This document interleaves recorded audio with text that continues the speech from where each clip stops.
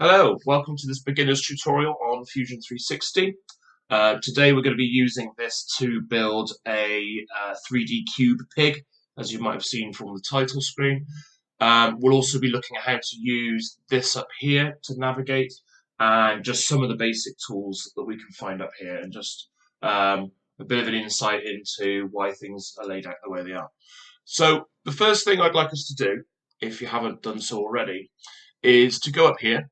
So up here you can see your account, and under that you've got a menu item here called Preferences. So if I go into Preferences, what I can do is I can just change the way that Fusion 360 works and does certain things. So down here in particular, this is what I'm interested in. So as you can see here, pan, zoom, and orbit shortcuts. This controls how we move about within the window. And if you've been using Fusion 360 for a little bit, you might be happy with the way this works already. But personally, when I'm orbiting and I'm changing the angle of what I'm looking at, I don't like to have to hold I think it's the shift or the control key. So I always change this to SolidWorks, because what that will do, this will allow me to press my middle mouse button in, press the roller in, and use that then to orbit around. Also, reverse zoom directions. When I scroll my mouse wheel forwards, I want to zoom in, and when I scroll it backwards, I want to zoom out. Now, as default, this is set to the other way around, which I don't like, so try it and see what you think, but I like this one ticked, and this one on SolidWorks. So I'm going to go and click Apply. So now, when I roll my mouse wheel forwards, I'm going in and backwards out. And like I was saying a moment ago, if I click my middle mouse button in, the scroller, I can orbit around within this workspace. I'm not quite sure which way was the right way up, but whatever. Now you can see here, this leads quite nicely into what's going on up here. Watch as I rotate my view. So can you see the different labels on here? A minute ago I wasn't sure whether I was the right way up in here, but I can always look back at this and see where I am.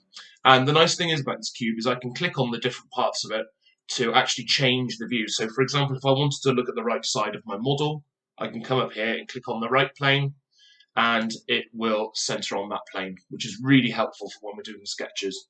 Okay, so what I'm going to do first of all is I'm going to look down from above. So I've clicked on the top view up here, and the way we're going to do this pig is we're going to create a cube to start with, and then we're going to start cutting away at it and doing some bits and bobs, and this will sort of build up the skill level in quite a nice way. So the first thing to say is every feature that you create in Fusion uses a sketch and some reference geometry basically from which to work. So if I want to make a cube, I have to draw a square first before I can start pulling it into 3D.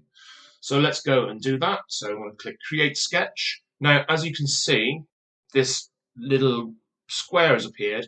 What this is, it's showing you the different planes. Okay, so this is the looking down from the top plane, if you like, and this would be the front plane, this would be the right plane. So if I look from the right and I were to click on this now, I would be creating a sketch on that plane. Well, I don't want to do that. I want to look from above. So I'm going to click on here, and this will open up a sketch on this plane. Okay, so here we go. There we are. And some options have appeared up here, which we'll talk about a bit later on.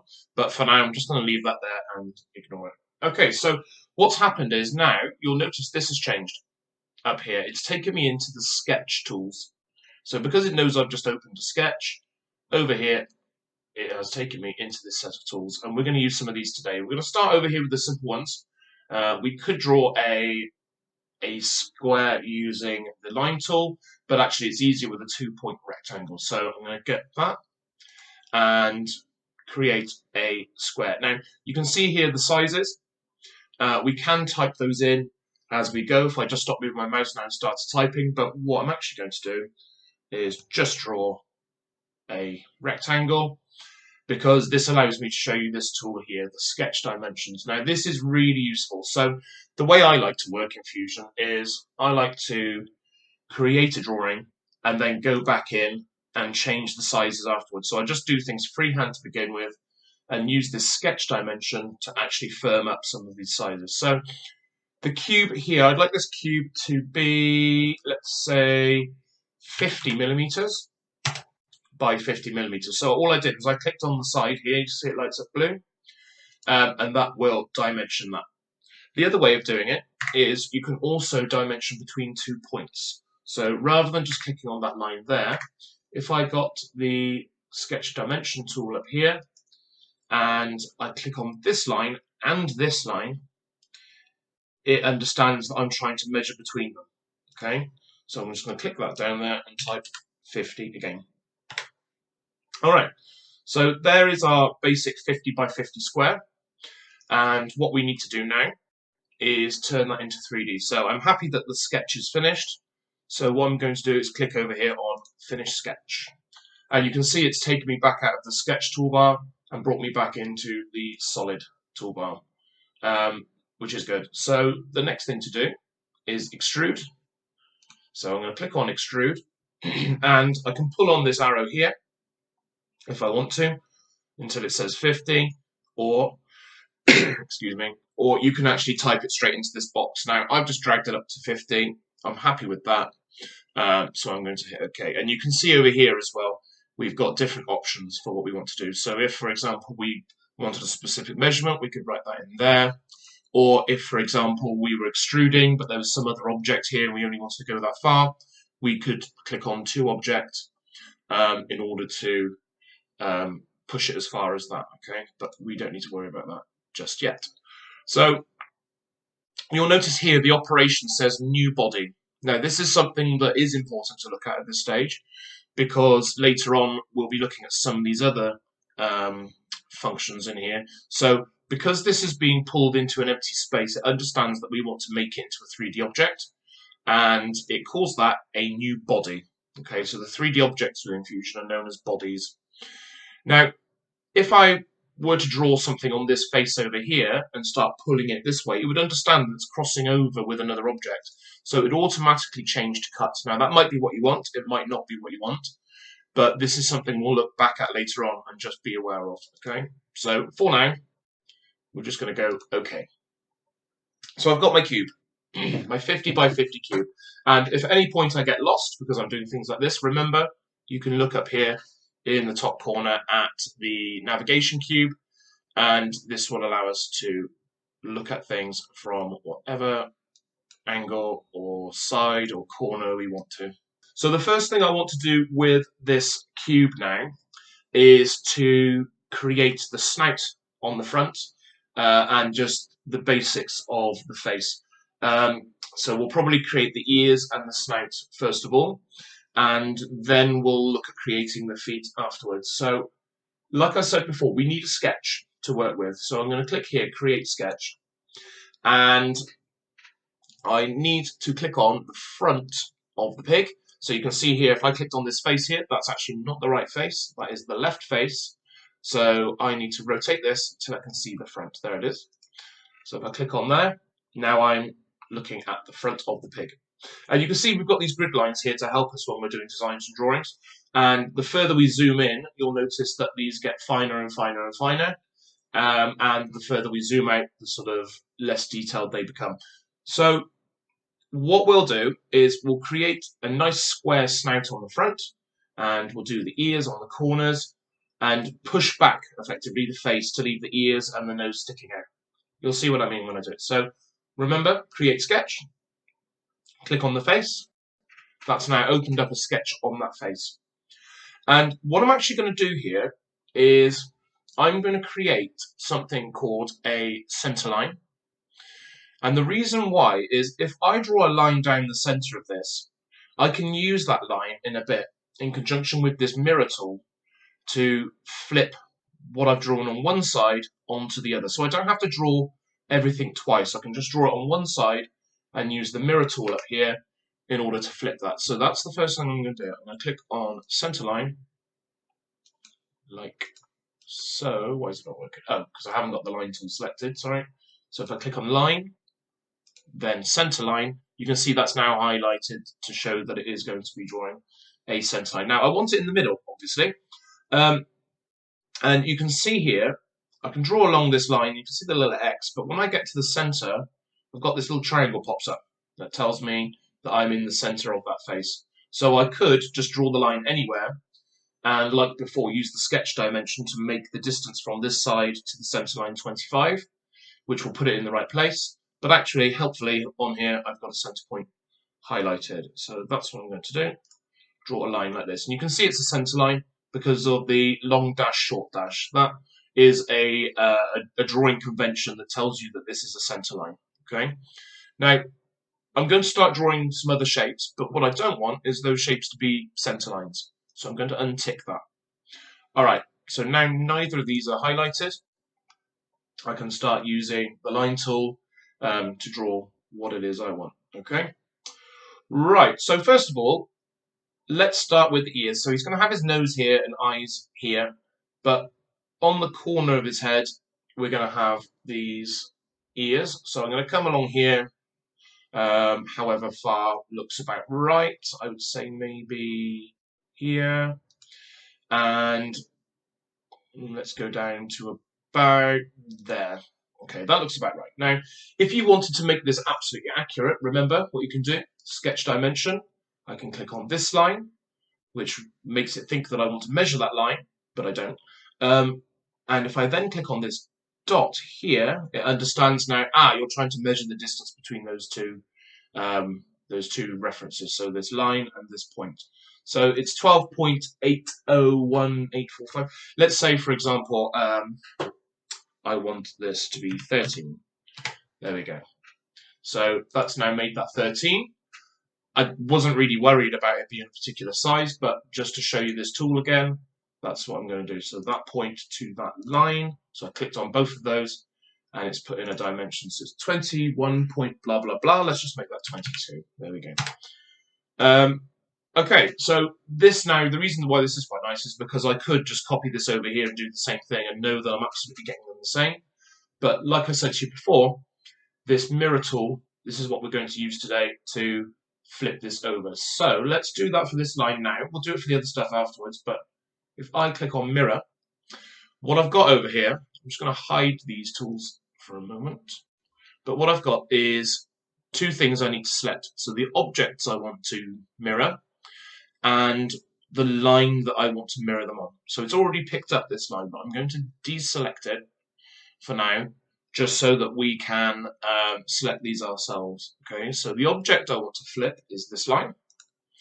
The line I want to mirror it on is this line, and you can see it's put the preview in, which shows me that we've got this all set up correctly. And I'm going to click OK. There we go. So we've got Piggy's ears. Right, so the next thing then is his snout. And I'm going to do it somewhere here. What I could do is just draw the whole thing at once, but then I would have to use the sketch dimension to make sure that I've got it in the right place, which is, it's not really a faff, but it's, you know, something that I can get away with not doing by using this mirror tool. Okay, so I'm going to do this. I'm going to draw just one side of the snout. And again, if you wanted to, you could be really particular and use this to get the sizes just how you want. But for the purposes of this bit, I'm not going to bother, just to show you that you don't have to.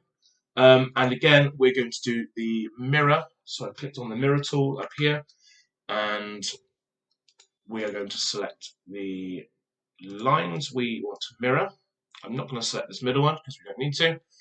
And then the mirror line is that one. And it tells you that you've got 3 selected up here. This is sometimes really useful if you're clicking on lots of things and you're not quite sure how many you've got selected. If you know you want, let's say, 8 or 9 or whatever, you can see up here if you've got all of them clicked, okay? So again, this is showing me what's happening. I'm happy. Let's go okay. And there we go. Right. So before we do the next bit, what I do want to do is make this into one rectangle rather than 2. So what I can do with this sketch now is use this tool, the trim tool. And if I click on the trim tool, it's like a pair of scissors. And if I click and drag, any line that I cross over whilst I'm doing that will get snipped. Okay, so you'll see this here. Watch, I'm going to click here and drag across this middle line, and it snips it out. So it snipped out the line as well as that center line. that was in there as well, because the center line obviously was running over top of that middle line as well. So it's got rid of both. And that's not a problem because I can just use this line or this line for any flipping I need to do later on. Okay, so happy with that. Let's bring out these again and go finish sketch. So this is actually really quite useful because sometimes when you're doing a sketch and you know you don't need to tick any of these things or change any settings, it is really helpful just to do that. And you can still see it's there and it will come out if you hover over it or click on this. But it is really nice just to tuck this away. Okay, so we're happy. Finish sketch. Let's go. Right, so what we've got now is we've got our cube, we've got Piggy's ears, and we've got Piggy's nose. Now, those are going to be the bits that stick out the most. So what we're going to do is, unlike before when we did the extrude to lift the cube out, what we're going to do this time is we're going to use the same tool, but we're going to push these two surfaces back. Okay, now, because there's a center line down the middle there, it sees them as two separate shapes, which is fine, because what we can do is select this one and then select this one. Okay, and like before, we can push this back. And you'll notice when I was talking to you about this operation previously, I just pointed out that there's all these different things we can do with it. This time it's realized, because there's already a physical object there where we're pushing this, it understands that we probably don't want to be building a new body this time. We're probably trying to cut away. So it's made a guess and has selected cut for us, which is right in this case. But it is good just to be aware, because sometimes you may want to do a specific thing and it may not understand what we're doing. So we're just going to have a look and see how far we want to go with this. I think pushing it back by 10 millimeters might be too much. So I can change that to 5. Does this look right? Sorry, you see what I've done? I've changed it to 5 and it's come out by 5 and it's changed the operation to join. That's not what I wanted. I wanted to go -5. So just be careful of that. And now you can see it's gone red, which tells me it's cutting. And I think we'll go somewhere between 2. Let's go 7. Oh, sorry, -7. There we go. I'm happy with that. I think that will look good. So let's go OK. And there we are. So we've got the ears sticking out the front and we have got the snout.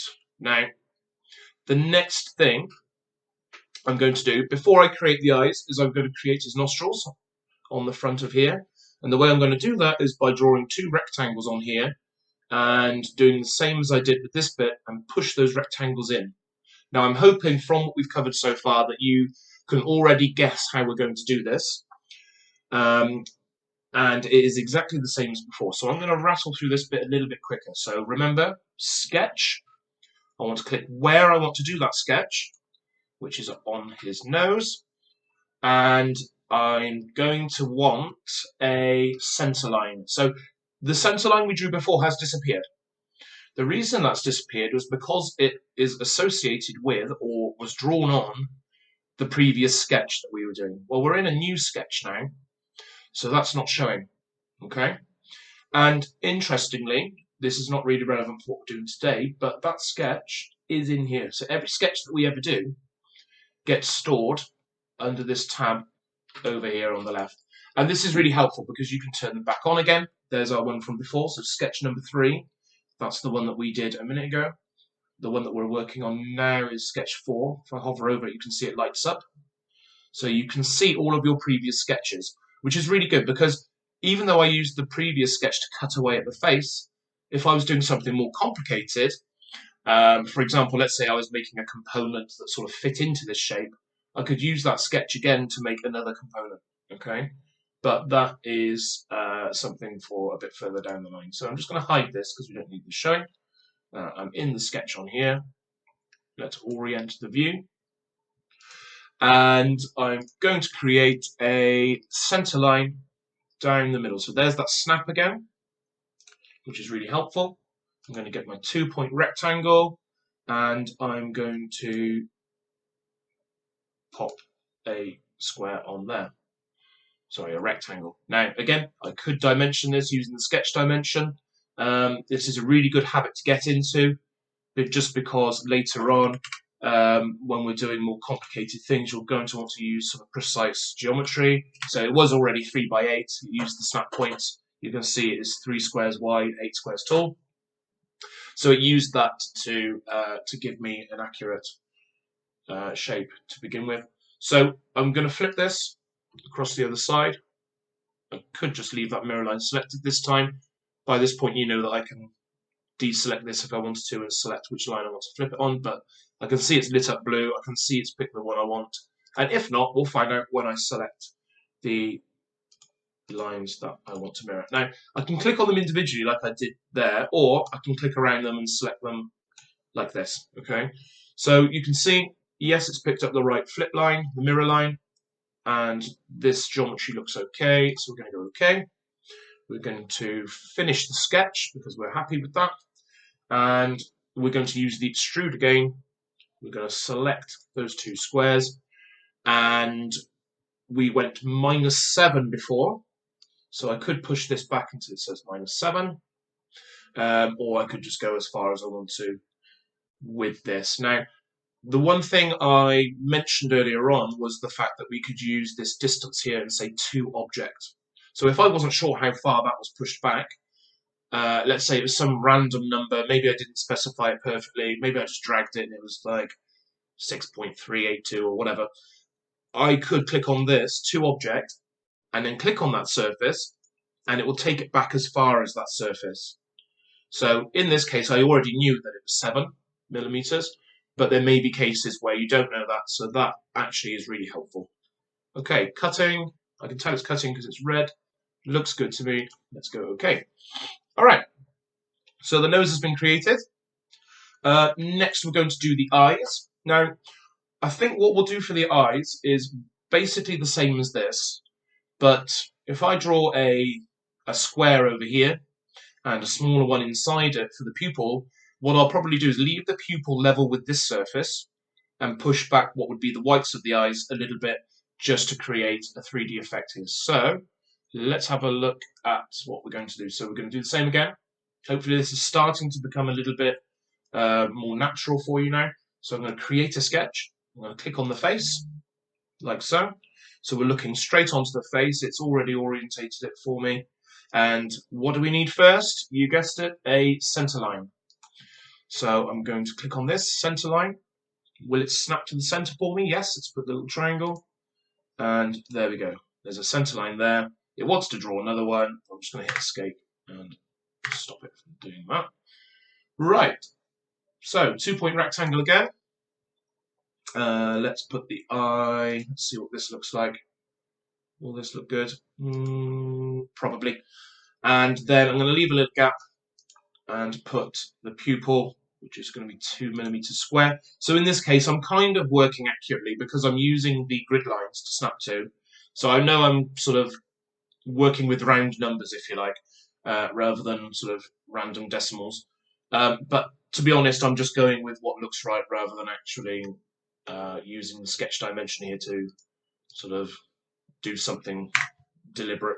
Okay, so you can see this is going to be the area that we're going to push back. This bit will leave where it is. So that looks good to me. I'm not going to finish sketch. I need to mirror these lines. So the mirror line, it's picked up the mirror line. The reason it picks this up quite accurately most of the time is because it knows if you draw a center line, that center line, you're probably going to use it for flipping things over, for mirroring objects and so on, okay? So I don't need to worry about that in this case. I'm just going to click on this, select those lines. You can see it's plonked them over here. That looks okay to me, maybe a bit far apart. I think I might want to bring those in. But what's really nice is this sketch dimension tool. This is what I was saying to you before. It's quite nice to draw things and then decide afterwards, do I want to move these things? Or do I want to change the dimensions? And I can do that with this. So I'm going to go from the middle to there. And at the moment they are 12 millimeters apart. For some reason, I don't know why it's not picked up from there to there. It's actually worked out that these are mirror images of one another. I think it's because of these constraints here. which we'll talk about in a bit. But if I plonk that 12 down there, and let's make that 8. Okay, so we'll make that 8, and I think this was 10 millimeters before. So the only problem is with doing this sort of retrospectively, going back in and changing dimensions, is you do then have to start changing some of these again because things move about. So for example, this was, I think that was 2 millimeters, was it, from there? And then that was 2 millimeters. So you can see I can get myself into a little bit of a pickle having to change all these dimensions to move things about. I think that looks better though. And actually, this is quite a good point to point out these little icons that appear. So these are called constraints, which tell you certain things about your drawing. So for example, if two lines are parallel to one another, you can make sure that they stay parallel. Or if there were two lines who needed to be the same length, you can make those the same. Or if you wanted things to be sort of fixed to horizontal and vertical, we can do that. So you can see here, actually, that little symbol there, if I just highlight it, that symbol there is this one here. So it's telling me that this is fixed to being horizontal. Okay. Now, in our little piggy example here, it's probably not the most important thing in the world, but later on, these are things that become a little bit more important and things you might need to be aware of. Okay, so the sketch for Piggy's eyes, I'm happy with those. So I'm going to finish the sketch. There they are. So we just need to push these two areas back now, again, using the extrude feature. So I'm going to click here, and I don't want them in very far this time. Maybe I'll go with 2 millimeters. It should look quite nice because the pupils are 2 millimeter square. So if I push them back 2 mil, then there'll be a little cube, and it's guessed correctly that we're cutting, and I'm happy with that. So there we go. Right, Piggy's face is taking shape. So what we need to do now for little Piggy is give him some legs. There's two ways we can do this. And like with a lot of things in CAD, so if you take just what we've done so far, there's all sorts of different ways we could have created this. So I could have created a cube that wasn't quite a cube and brought these out rather than doing what we've done, which is cut them away. Okay, and you'll see now in a second that there's two ways we could do these legs. So the first way we could do it, which is the way I did this before when I was sort of testing this out, would be to draw what looks right on the front in terms of a rectangle on here, and then cutting that through. But then the only problem with that is if I do that, I then have to do another one on this side, which is another sketch and another feature. And when I'm doing that sketch, I need to remember how far up this rectangle is so that it looks right underneath. So actually, what I thought would be an easier option is to do a sketch on the bottom of here, like this. And if I sort of cut across out, then it'll leave the forelegs in the corner, okay? So what I'm going to do that, I could draw the lines on here, but actually I'm just going to draw the shape of the legs, and we'll cut away the part that isn't the legs. So in terms of how big, let's have a look from a slightly different angle. How big do we want these feet? I think I might go 13, no, maybe bigger. Yeah, 15 millimeters square. So let's have a look at the bottom. So if I do this, get my sketch dimension out again, make this 15 by 15. Now you can see it has taken this, I think, as the sort of fixed point. This isn't right, okay?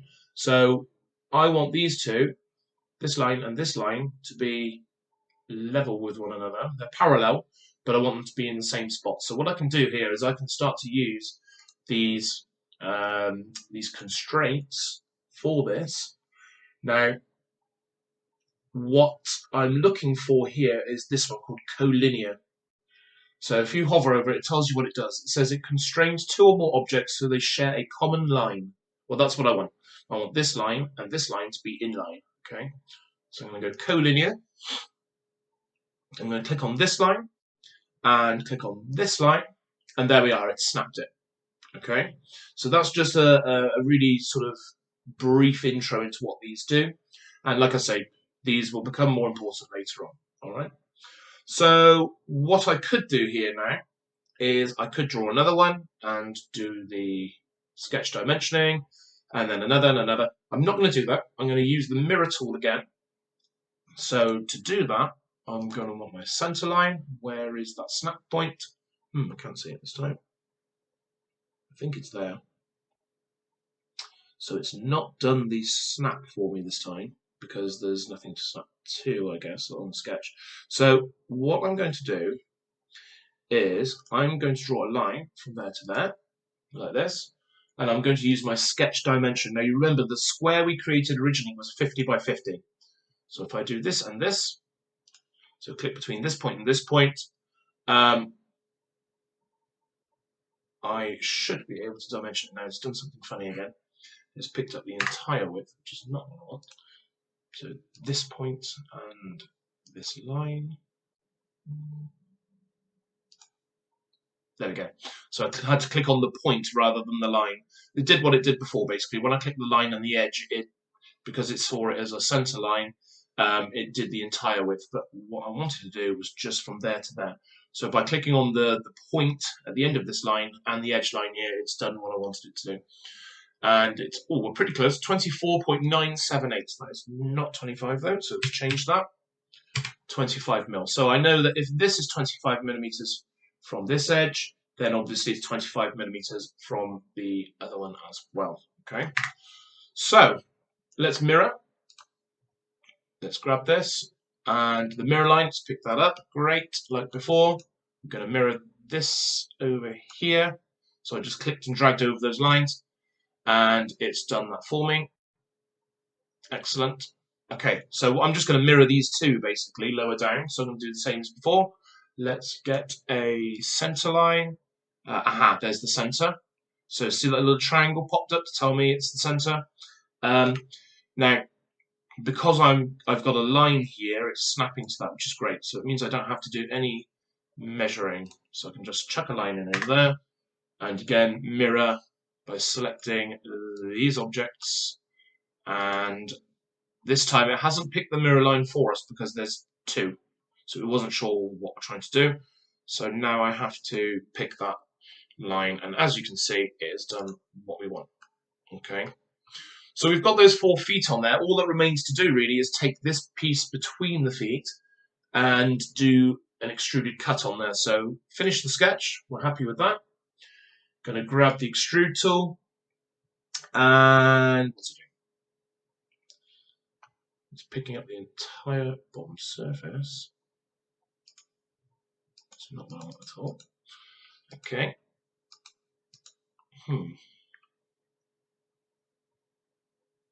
Interesting.